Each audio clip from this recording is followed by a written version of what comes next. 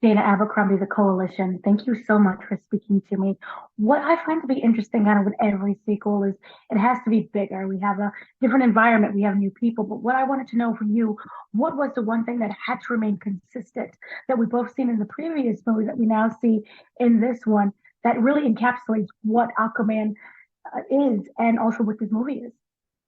That's a good question. I really think that the we knew when we made the first movie, ultimately Black Manta was going to be the main villain in the second one. He was going to be Arthur's main antagonist, and so we kind of tee up his character and his motivation in the first one, so that way when we roll into the second one, we know exactly kind of like what he's after, and what he wants ultimately is to destroy Arthur because he blames Aquaman for the death of his father, and so that was something that we knew that.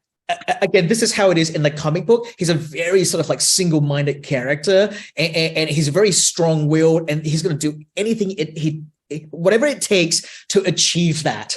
And so that was the one thing that we knew that we have to kind of stick to in terms of the story, in terms of the character's motivation and arc, and let that happen. But like you said, everything else can kind of be different and new.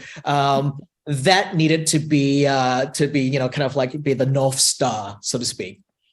Right. So Aquaman in this one, he's now a father. So I was wondering, with having this new family, how does he navigate? Would you say that he navigates the world differently as opposed to when he didn't?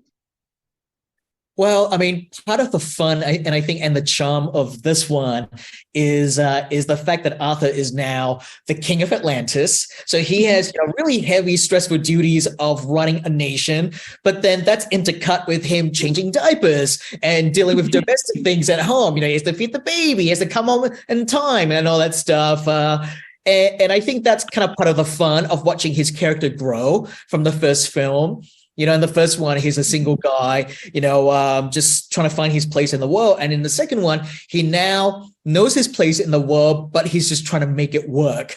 And it's not that easy. And so, part of the fun for myself and Jason is just taking his character and kind of growing him. Right. What was it? Was there any new characters that you really loved watching kind of enter the fold? There are really not that many new characters in this. That there's no one really, I would say, big. I mean, the biggest one that is hinted in the trailer is this darker force of the Lost Kingdom, and we get an idea, we get a sense that that Black Manta is perhaps has discovered something big, and that he's potentially using this to achieve what he wants.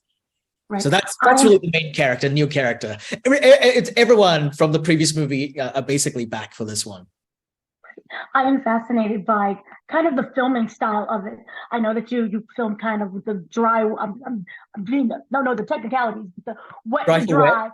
Yes. Dry for wet. Dry for wet. And so I was wondering, from what you learned from the first one, did it make the second one kind of an easier process? And was there anything added? We have different technology now, more advanced, that was added to make it more seamless. No, yeah, definitely. Technology grew tremendously between the first movie and by the time we shot the second one. But like anything, it did make it easier. But like anything with anything new, like there's that teething period, and so it comes with its own new set of issues that you have to. Everything is a process. I wish filmmaking was easy. It's never easy. It doesn't matter what level of films you make it at, whether you're making a low budget film or a big budget movie.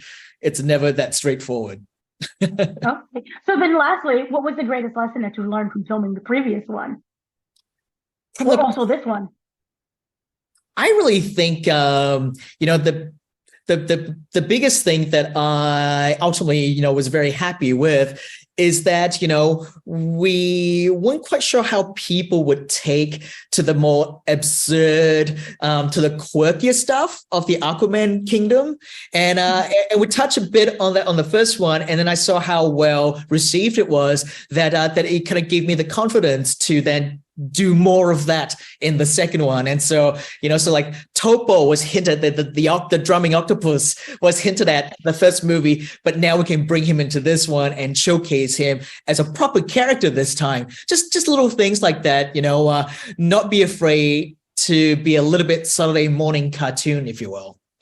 Oh, wonderful. Thank you so much for speaking to me. Thank you for this film and all of your movies and your gifts. Thank you, Dana. Appreciate it. See you next time.